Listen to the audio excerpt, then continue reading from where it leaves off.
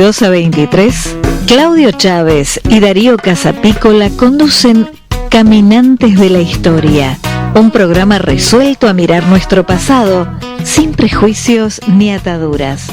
A veces lo haremos a pasos de gigante, como dice la cortina de presentación. Quizá lo hagamos a pasos de vencedores, como tituló su proclama el general Antonio José de Sucre antes de la batalla de Ayacucho. Puede ser también a paso cansino y perezoso, y en otros momentos ligero y apurado. Todo va a depender del visitante. Acompáñanos. Iniciamos la marcha. No puedo reír, no puedo llorar, no puedo dejarte de recordar, no puedo decirte nada que tú no sepas. Tan solo puedo quedarme como un idiota, pensando en cosas que me provoca hacer contigo el ni las perdidas. No puedo gritar, no puedo exigir, no puedo contarte lo que sentí, no puedo decirte nada, tú estás tan lejos. Y tú que no sabes nada y lo sabes todo, que me derrites de tantos modos, dime pa' dónde vas con mi vida. Ay, carito el corazón me queda grande, cuando yo pienso en ti yo siento pasos de gigante. Buenas noches, amigos, un jueves más de Caminantes de la Historia. Hoy lo vamos a hacer a pasos de barrio, a pasos de suburbio, a pasos de tango. Está con nosotros un experto en este tema, Ernesto Chiarante, un hombre que tiene un programa en la radio de la ciudad, en la 2x4, él mismo. Dice, yo no soy un académico, pero vivo el tango intensamente desde hace más de 50 años, según me lo contó. Como que es un experto en tango. Hemos tenido a lo largo de los programas de Caminantes de la Historia académicos y expertos, cada uno en tema de historia, pero en el tema del tango he preferido convocar a una persona que sepa y que sienta el tango. Buenas noches, Ernesto. Buenas noches, gracias por la convocatoria y por la invitación. Bueno. Todos los títulos que me has puesto me quedan grandes, te vuelvo a repetir. No, de ninguna manera. Mira, Ernesto, quiero empezar esta conversación sobre el tango leyendo parte de una poesía del Malevo Muñoz, Carlos de la Púa. Carlos de la Púa. Exactamente, y porque quiero leerla, que el público que nos está oyendo entre en tema, y que vos, después que yo lea, me des algunas explicaciones del origen del tango, porque acá creo que está todo. ¿Cómo no? La poesía se llama Tango Viejo. Ah, sí, la conozco. Sí. Baile macho, debute y milonguero, danza procaz, maleva y pretenciosa, que llevás en el giro arrabalero la cadencia de origen candombero como una cinta vieja y asquerosa. Pasión de grelas, de abolengo bajo, de quien sos en la bronca de la vida, un berretín con sensación de tajo, cuando un corte las quiebra como un gajo o les embrolla el cuore una corrida. Chimento rantifuso y porteñero, que trabajáis el corazón de Paco, piropo taita, de entrador, mañero, que vas de balancín y cadenero rumbeando pa'l lau del lado flaco. El que te baile debe ser bien púa, manchado en la merza de los guapos, haber hecho un jotraba de ganzúa y tener la sensación de la cafúa al atávico influjo de los trapos. ¿Te parece, Ernesto, que está bien descrito el ambiente de donde surge el tango? Sí, está perfectamente. ¿Sabe algo de esto el Malevo? El Malevo fue un especialista en esto, ¿no? Ajá, no contanos un poco. No te olvides que eso sale de La Crencha Engrasada, claro, que es un tratado poético de lo que significa la historia del tango, ¿no? Sí, Sí, porque sí. ahí habla de las grelas de abolengo bajo, habla de Bueno, que el tango es macho. ahí vamos. Ahí vamos, ¿Dónde nace? ahí vamos. ¿Dónde lo ubicamos? Mirá, Ernesto? el tango tiene algo que ver con la filosofía, no con el concepto de filosofía en sí, de filósofo, Ajá. sino con el nutrimiento de lo que va corriendo por el lugar adicional de la filosofía, que es el barro o el sedimento de la historia. La filosofía, como te dije hace un rato, la inventaron los griegos, y tiene muchísimo que ver con el tango, por esta adyacencia o este camino secundario que tiene, que es la historia. El tango, digamos, tiene 3 periodos claves en la historia, vos sabés bien esto. Los primeros inicios tienen que ver allá con el año 1880, 1890, donde el país estaba organizando nacionalmente. Había una organización, vos como historiador lo sabes mejor que yo. Sí. Un poco lo estás ubicando en el 80, estás ubicando la presidencia de Roca, que es la consolidación del Estado Nacional. Ahí en la consolidación del Estado Nacional tiene un inicio que es el primer periodo de lo que fue el tango, que ahora vamos a tener en un segundito o en unos segundos una prueba de eso. Una prueba auditiva para que nuestros oyentes escuchen esto, ¿no? Y después pasa hacia 1917 o 1916 al tango canción, que no lo inaugura Gardel, sino que Gardel con el tango de Contursi, hablo de Mi Noche Triste, divide un poco lo que se venía haciendo a lo que es el tango canción.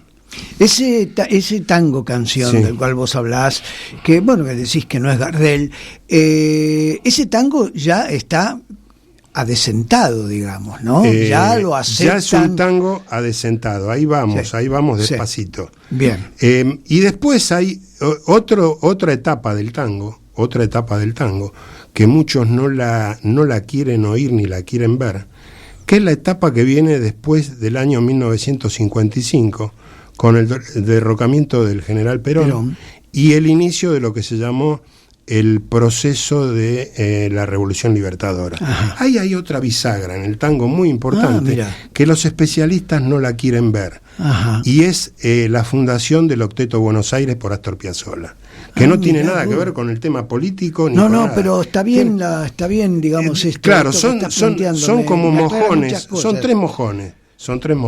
Uh-huh.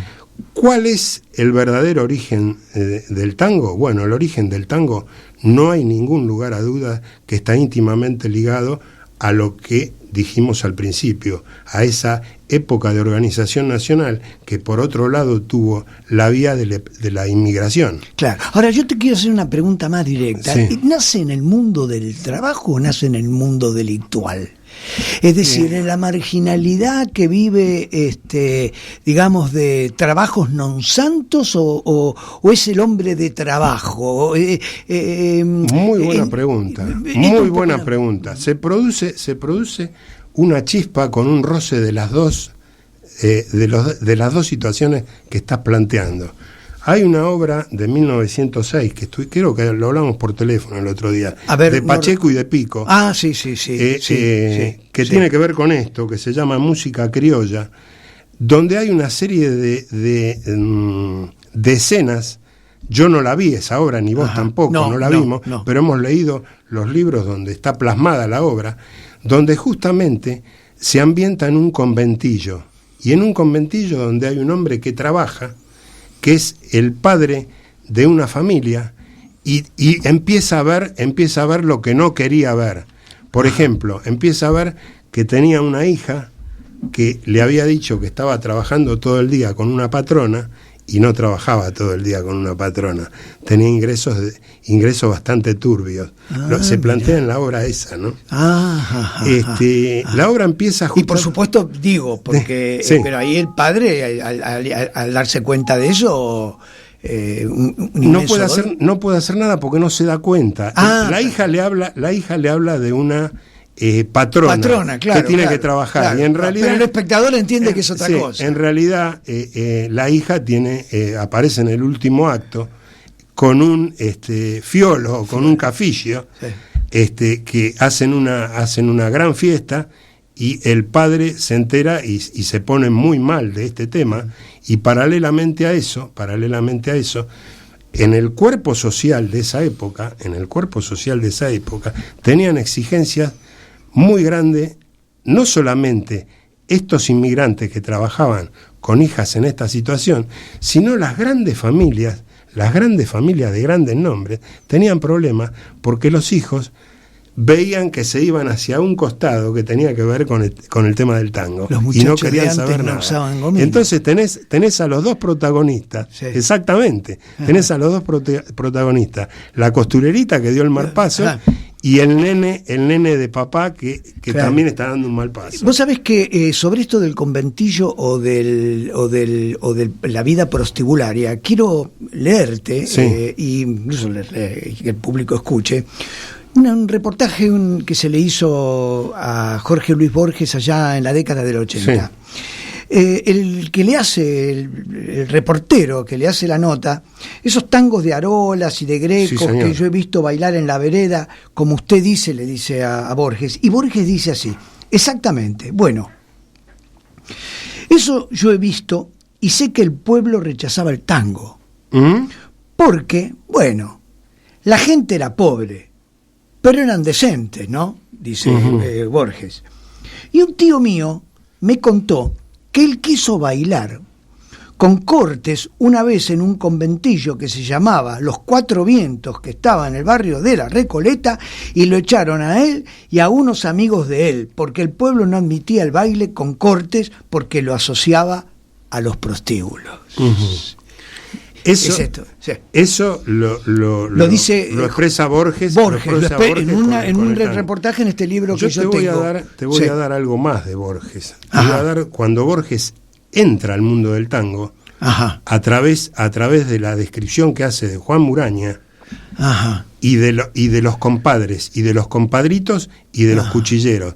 ¿Por qué? ¿Qué pasa? Es otro personaje que él agrega, que el mismo Borges agrega, que no estaba en la historia del tango, porque la historia del tango hasta ese momento era algo bastante difuso, no se quería hablar de eso, pero Borges sí, Borges habla del tango prostibulario, del tango que vino después, habla mal de Gardel, dice que Gardel tiene una sonrisa demagógica, inclusive en algunos escritos, pero también dice Borges del tango lo siguiente, dice: tango que he visto bailar contra un ocaso amarillo, por quienes eran capaces de otro baile, el del cuchillo. Tango de aquel Maldonado con menos agua que barro, tango silbado al pasar desde el pescante de un carro. Esto también lo dijo Borges cuando empezó a asimilar él mismo todo esto que decís vos, que tiene que ver con Arolas, con Bardi, con Greco. Ese tango, te hago otra pregunta. Ese tango entonces lo ubicamos en el mundo prostibulario.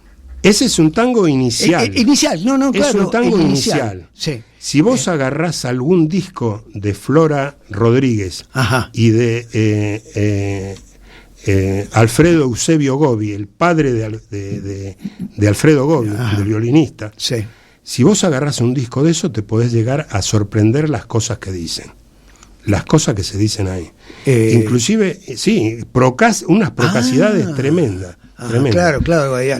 Y en esa, fíjate vos que en esa época grabaron alrededor de 800 soportes entre cilindros y discos con ese tono. Ahí se grabó El Choclo, Cuidado con los 50, que era la multa que se ponía. ¿Por los piropos? Por los piropos, claro. Claro. Y decime, cuando ese tango de inicio, en ese mundo de arrabal, prostibulario,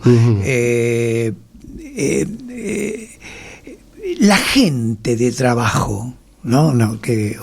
O las mujeres de trabajo, los que no asistían a los prostíbulos, ¿cómo veían el tango? ¿Les molestaba? ¿Los atraía? ¿Le parecía una cosa aceptable?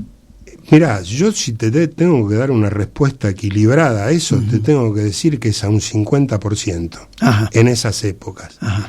Porque después vino una etapa donde el tango no solamente obtuvo en París el certificado de potabilidad que tenía que tener para dejar de lado todas esas obstinaciones que había, sino que fue progresando a través de la historia, de su misma historia, fue rearmando su propia historia. Claro. No es lo mismo un tango como el que vamos a escuchar ahora, cuando vos digas, está bien. Hecho con una facilidad estilística propia del que lo va a cantar. Después te digo quién Ernesto, ¿lo ponemos? Yo diría ponerlo. Ya, pongamos el tango. Dale, y después nos contás. Seguimos y te cuento quién es.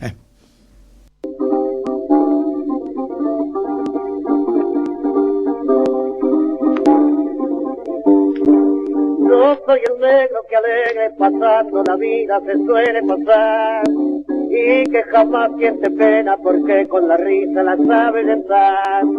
Y cuando veo otro negro con cara muy triste, que risa me da.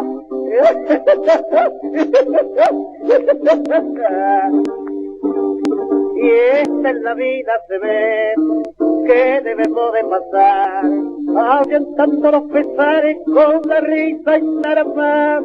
Y esta en la vida se ve que debemos de pasar, ahuyentando los pesares con la risa y nada más.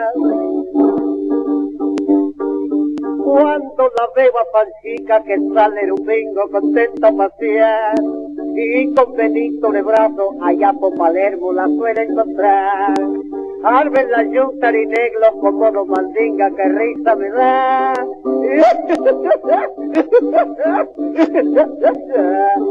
Y en este mundo se ve, todos tienen que reír.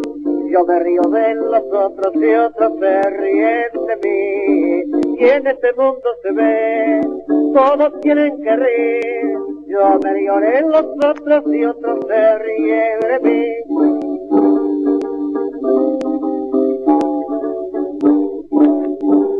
Bailando anoche un tanguito con la negra plancha de un negro Ramón, queriendo hacer pirurete como pasó al suelo se fueron los dos. Se lastimaron la trompa y toda la bota se le alborotó.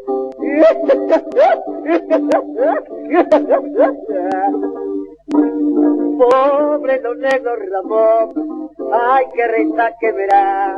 ¿Quién lo metió a hacer pirueta los negros si no sabía bailar? Pobre los negros Ramón, ay qué risa que verá. ¿Quién lo metió a hacer piruetas si no sabía bailar? Yo soy el negro que alegre cantando la vida se suele pasar, y que jamás siente pena porque con la risa la sabe orientar. Y cuando veo otro negro con cara muy triste, que risa me da. Y esta en la vida se ve que debemos de pasar, ahuyentando los pesares con la risa y nada más. Bueno, ¿de qué se trata? Esto se trata de un disco que lleva un registro 62133 F27, grabado el 26 de diciembre de 1907, con letra, música y guitarra, y el que canta obviamente es el mismo, Ángel Villoldo. Ángel Gregorio Villoldo, que de alguna forma le atribuyen la paternidad del tango, ¿no? Claro. Él es el que, perdón, yo desconozco, ¿no? Sí. Pero él es el autor del Entrerriano. El autor del Entrerriano es Rosendo Mendizábal. Claro. ¿Qué sucede con esto? Acá hay si vos o los amigos que seguramente nos están escuchando y bien, toman un poquito lo que está cantando Villoldo, sí, tiene mucho que ver con una tonadilla española, porque el tango estaba en sus orígenes. Claro. Y tiene esas vertientes que tienen que ver con la tonadilla española, con lo que se cantaba en esa época, con la mazurca, con el minué, hasta con el candombe. Claro, tiene un componente, claro. El tango tiene un componente y de milonga candombe también. Y de milonga, efectivamente. Bueno, hablando de milonga, Borges era un fanático de... Lo separaba en dos, por un lado el tango y por otro lado la milonga. Claro. Él decía, a mí me gusta la milonga. Claro, porque la milonga es campera. Ya lo expresa muy bien en Para 6 cuerdas, ¿no? Claro. Es decir, un poco el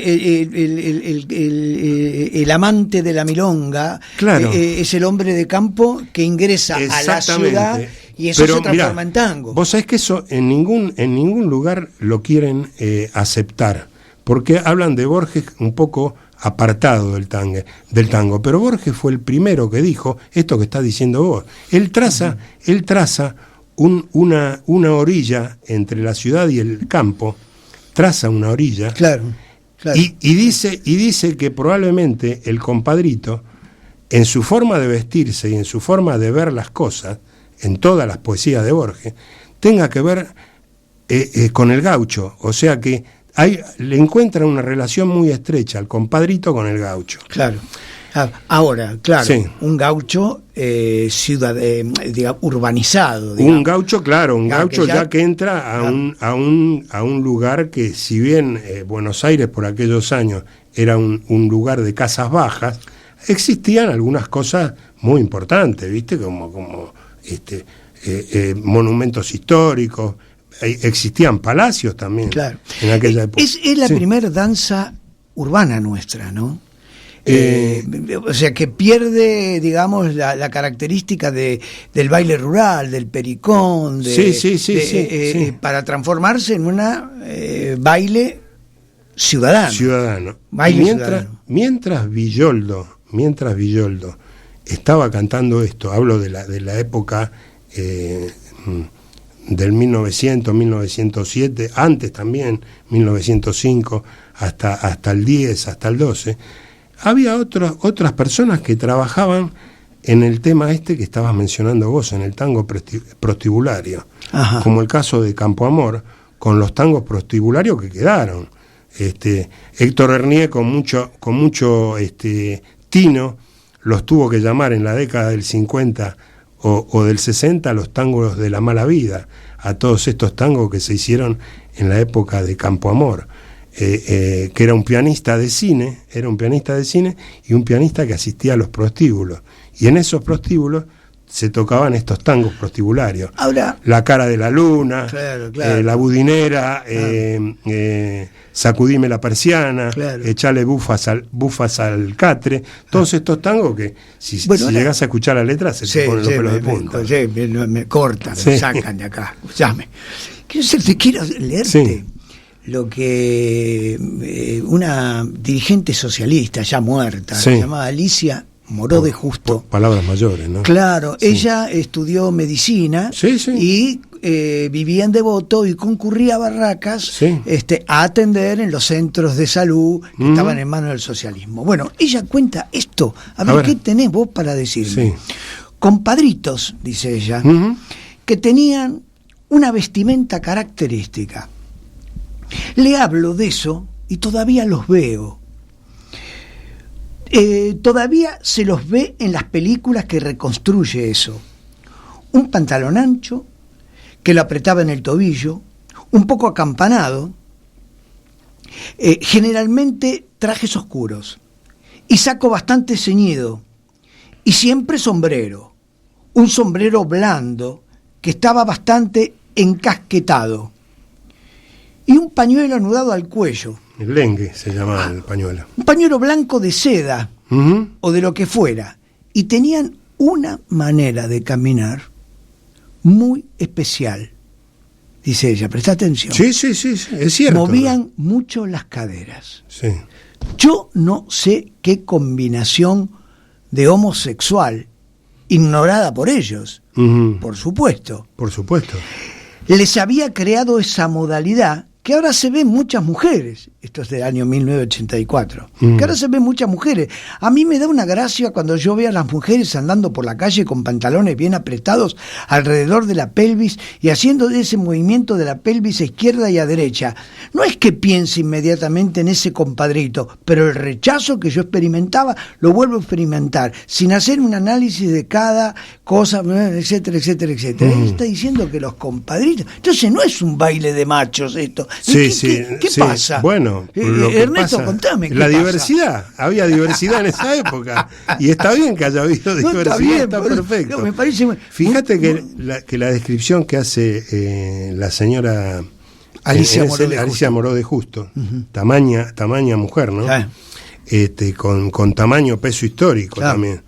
Es muy acertada, pero carece o se olvida por el meneo de las caderas, se olvida de los zapatos del compadrito. Ajá. El compadrito usaba una bota calzada con un taco francés, y el taco francés, no te digo que era un taco aguja, pero era un taco lo suficientemente alto como para que cuando caminaras se te movieran las caderas. Entonces de ahí viene la confusión, tal vez. Ajá. Por la parte sexual que ella manifiesta del individuo. Claro, porque ¿no? Yo me preguntaba cuando leo esto, y te lo pregunto a vos, que sos un experto en esto, si efectivamente estos hombres, estos compadritos, si fueran, ella no lo dice, pero te lo pregunto a vos, si fueran efectivamente fiolos, canfinfleros, Es que lo eran, y posiblemente alguno de ellos haya tenido también, que no lo sabemos. No hay forma de demostrar. Entonces históricamente yo te pregunto. Esto Claro. Yo te pregunto, como dice un historiador que no recuerdo, del tango, que no recuerdo en este momento el nombre, pero él dice, bueno, pero el canfinflero o el macrón, como vos decís, que vive de las mujeres. Sí. Él se pregunta, ¿en qué etapa de la vida el hombre vive de las mujeres? Cuando es chico. Y entonces ahora de grande repite esa historia, de chico, porque es la mujer la que lo provee. Replica, pero es la mujer la que lo provee. Y entonces allí este historiador habla de cierta indefinición sexual en el fiolo, lo cual le estaría dando razón a Alicia Moró de Justo. ¿Esto qué puede ser? Está bien, no, eso puede ser una apreciación de la señora Alicia Moró de Justo. Perfecto. Con la cual no tengo ninguna divergencia, al contrario. Claro. Trato de hablar de ella con el mayor respeto, pero puede ser que, como en la época que escribió eso, era muy feo el tema de la ambigüedad, de hablar de las dos puntas del ovillo, ¿no? Era una cosa que no se estilaba. Claro. Inclusive el mismo Borges, con el tema de los compadritos, lo deja a un costado el tema del compadrito, y lo llama directamente cuchilleros. Claro. Pensá que eran muchos de esos cuchilleros, era gente que trabajaba digamos como matarife, ¿no? Por eso iban armados, algunos con facones de alguna forma indefinida y otros con facones con forma de facón, ¿no? Y esto es lo que me llamaba la atención, digamos, un mundo tan viril como es este que vos estás escribiendo, de pronto que aparezcan cosas en el tango en donde los hombres se identifiquen, pero sin embargo tiene estas particularidades del canfinflero. Bueno, se siguió arrastrando eso en el tango, eso se siguió arrastrando, y yo ahora no traje documentación de eso, pero hay un tango que cantó Roberto Goyeneche, que te lo digo y corto ahí, que se llama Tamar, el tango que cantaba Roberto Goyeneche, Tamar, que era de alguien que se llamaba Marta. Y claro, por la noche me llaman, por la noche soy Anita, y de día me llaman Fernando. No lo dice en el tango, pero es esta historia. Esta historia con la cual tampoco hay que ir al reparo de esto. Porque son las cosas que suceden. Dicen los científicos, he leído algunas cosas de Alemania y de Inglaterra, que va a seguir mutando el tema sexual por años.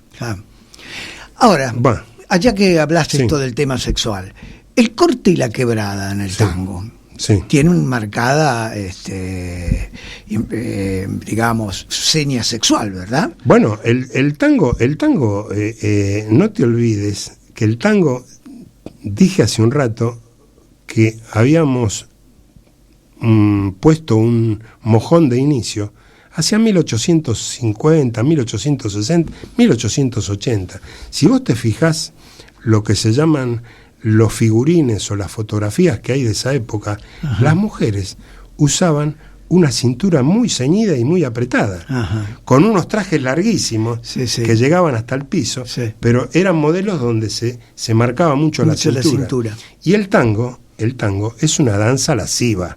Claro. El tango, para bailarlo bien, sí, tenés que abrazar a la mujer, claro, de una forma que hace que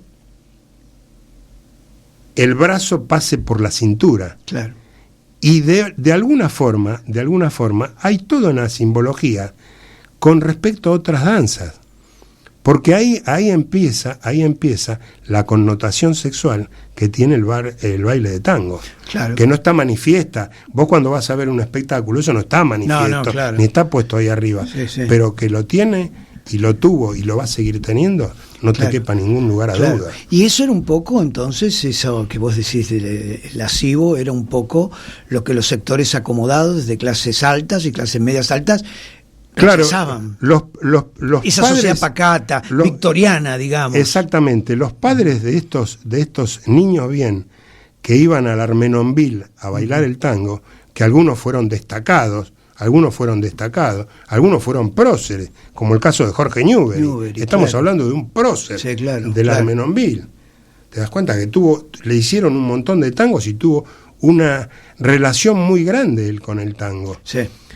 Sin embargo, algunos de estos señores que habitaban en esa época estos lugares eran muy criticados por los padres, porque decían que llevaban una vida licenciosa. Y en las clases bajas, los hijos pugnaban por pedirle a los padres cosas que los padres no le podían dar. Y ahí voy al individuo de trabajo que mencionaste antes. Ajá. No se lo podían dar porque era zapatero el hombre, o era empleado del tranvía, o era... trabajaba en la construcción. O trabajaba en la construcción y no tenía elementos como para darle a esa sociedad que se estaba gestando, porque era una sociedad nueva también, que se estaba armando, darle capacidad a los hijos con los requerimientos que tenían. Económicos, ¿no? Claro. Ernesto, ¿por qué para el tango el barrio es importante? Las luces del centro hacen mal. ¿Me equivoco en lo que te digo? No, vos te estás refiriendo tal vez involuntariamente a algún tango en especial. Puede ser. Pero no lo tengo claro. Digo, bueno, claro, justamente desde este inicio que tuvo el tango, empezó a quedar en el sustrato del tango, o en la sustancia del tango, digamos, como una condena a ir del barrio al centro. Claro. Pero el tango no se puede olvidar jamás del portón, de la enredadera, del farolito, de la calle de tierra, de la ventanita florida. Mansi. Son todas cosas, exactamente. Ajá. Son todas cosas. Mansi tuvo una poética que fue infernal. Sí. Fue infernal porque en 3 años describió lo que era el tango. Claro. En 3 tangos solamente. Escúchame, ¿pasamos el otro temita que trajiste? Bueno, dale. El otro temita vamos a ponerlos a los oyentes en autos. En autos. Ya habla de cómo el tango empieza a girar de otra forma, con más entonación, con el agregado del primer bandoneón, porque este es el agregado de uno de los primeros bandoneones en el tango, y cómo funciona un cuarteto en esto que vamos a oír ahora. Bueno. Dale.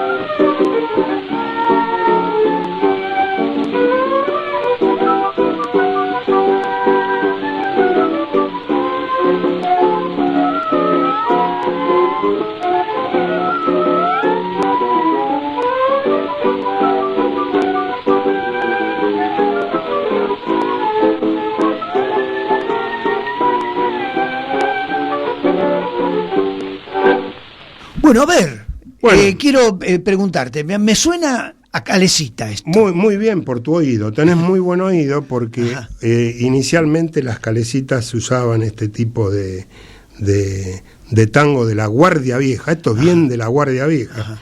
Hemos escuchado el tango Independencia de Alfredo Bevilacqua, hecho como consecuencia de los 100 años de la independencia, en 1910, ¿no? De los 100 años del primer gobierno patrio. Del primer gobierno patrio, que fue en 1910. En 1910 que vino la infanta. Exactamente. Isabel. Y vos me preguntabas recién, y te lo vuelvo a decir, el tema de las grandes fiestas que se hicieron por la Avenida de Mayo y por la Casa de Gobierno. Toda esa iluminación corrió por cuenta y orden de Jorge Newbery, porque Jorge Newbery era como un secretario en la municipalidad, porque era ingeniero él. Claro. Era como un secretario que tenía que ver con el alumbrado público y todo eso. Ya tenemos entonces un tanguero de la clase alta ubicado en cargos públicos. Sí. O sea, el tango ya está haciéndose su lugar. Una pregunta que quería hacerte. Este tango que yo lo sentía medio como de Calecita, ¿ese tango se bailaba? Se bailaba y cómo. Tenés que ir a otra vertiente que tiene el tango. Por eso hablo del barro de la historia o el sedimento de la historia, que es lo que arrastra el tango. El tango también arrastra el cine. Hay un compromiso muy grande entre las dos expresiones artísticas, el cine y el tango. Pensá que hacia 1930 se hizo la primera película argentina que se llamó Tango, y en 1933 se hizo la segunda, que fueron Los Tres Berretines. Entonces yo quiero hacerte una pregunta, Ernesto. A ver, este tango que acabamos de escuchar, Independencia, para mí adentro me despierta, por eso de la Calecita, alegría, motivación. ¿Cuándo entra la melancolía en el teatro, en el tango? La melancolía entra en el tango cuando... porque el tango, yo ahora acabo, te va a llamar alguno y va a decir, no estoy de acuerdo con ese señor, pero lo voy a decir igual.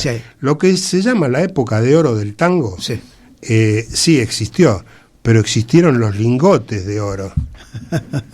¿Me entendés a lo que voy? Ellos se encontraron en el año 40 se encontraron con los lingotes de oro en algún lugar de lo que ellos llamaron la era de oro del tango. La era de oro del tango para mí fue esta y el 20. Esta que estamos escuchando, claro. Porque ¿qué pasa? Sí.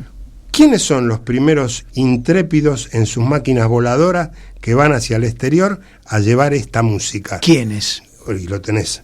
A Canaro, sí, a Gardel, a Cadícamo, toda esa gente que estuvo en el año 20, en Arolas ya también.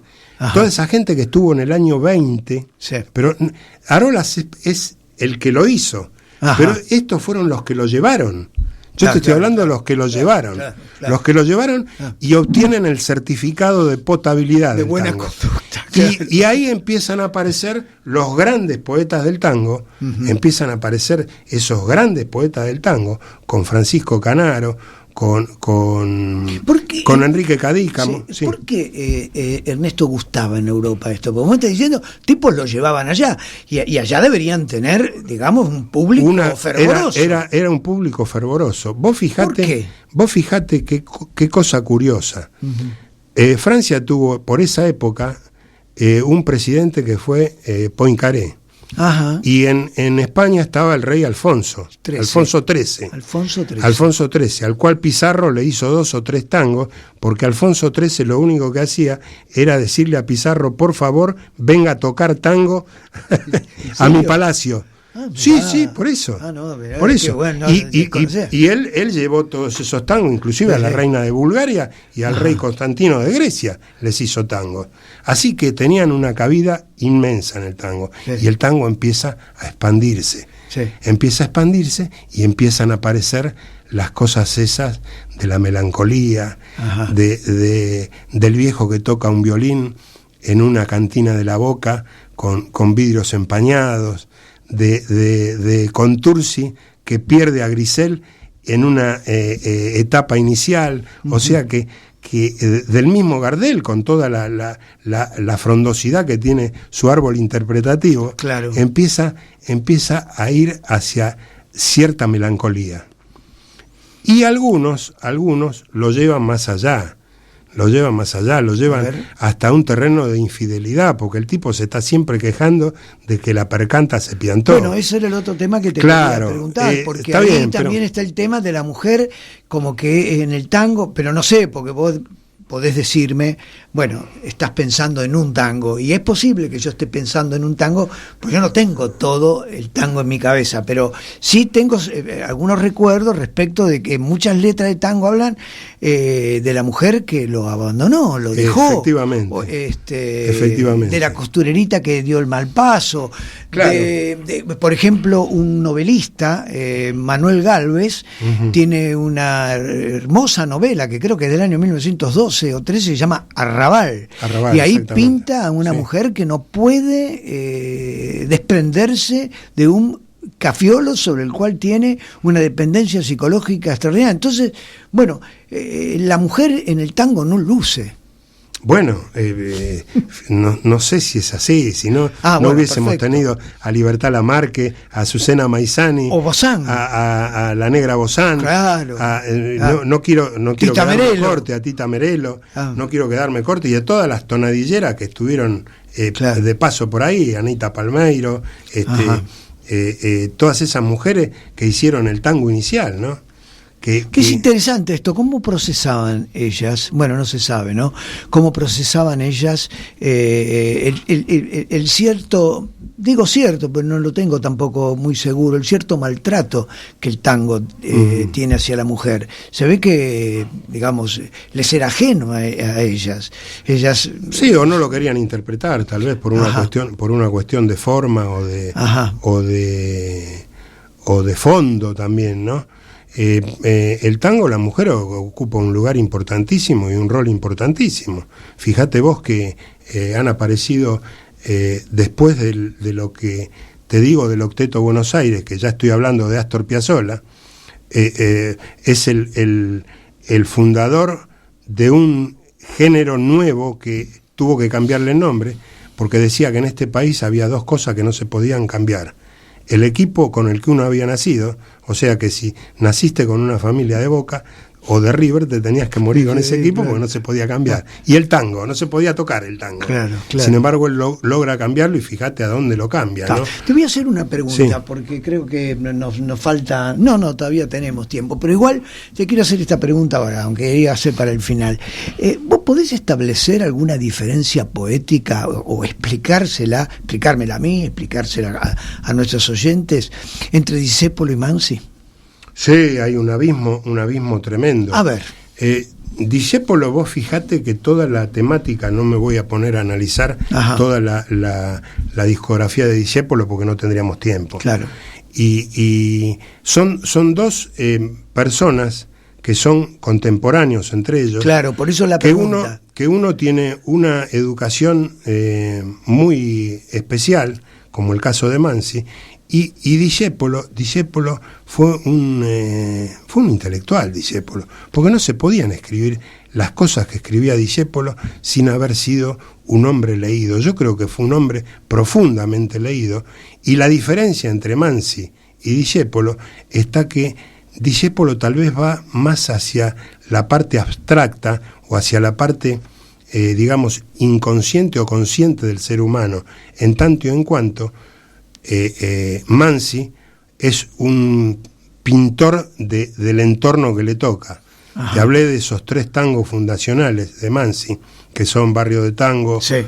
Sur y Mano Blanca. Son 3 tangos que definen al barrio. Ahí estaba la pregunta que yo te hacía, ¿no? Esa Claro. defensa, esa identidad Sí. que el tango le da al barrio. O sea, es que si el barrio desaparece, es como que desaparece la identidad y desaparece el tango. Claro, Mansi nombra hay que analizarlo, pero nombra, por ejemplo, en algunos tangos a Juana la Rubia. Sí, y que dice, tanto amé. A la rubia que tanto amé, pero en realidad el apellido de esta mujer era Rubio, por eso dice rubia ella. El herrero que habla la esquina del Herrero, Barrio y Pampa, también existió. Fue Antonio Salustiano Musladino, fue un herrero y un tropero. Y Mano Blanca también existió, era el hijo del herrero, que tenía siempre las manos blancas, porque no trabajaba en la herrería, le gustaba el escolazo como loco. El otro es un investigador del alma. Discépolo es un investigador del alma, es un filósofo de cabo a rabo, y todo lo que alma dice, depresiva. todo lo que dice está teñido de una verdad inconmensurable que le pasa a cualquiera. Le pasa a cualquiera. Sí, no sé, a ver, digo, ¿no? Sí. Nos pasa a cualquiera. Sí. Pero, claro, en el marco de una canción de 3 minutos, eso pareciera ser que es toda la vida de una persona, y no es así. Cierra. No, pero él la cierra. Él hace de un tango una ópera. Uh-huh. Él sí que hace de un tango una ópera, porque la cierra en 3 minutos. Ajá. Cierra esa angustia que lo distingue a Discépolo, o esa calidad embrionaria en cuanto a lo que está hablando de la mujer. Porque él es muy crítico también de la mujer. Sí. Tiene una visión muy crítica. Chorra es de él. Sí. Un tango habla tan mal de la mujer que ya causa gracia, pero claro. Bueno, lo pelaron con Lacero, dice, claro, la familia, la viuda y el guerrero. Claro, que el guerrero no era tal. Claro. Que el guerrero no era tal. Claro. No, tiene una profundidad impresionante.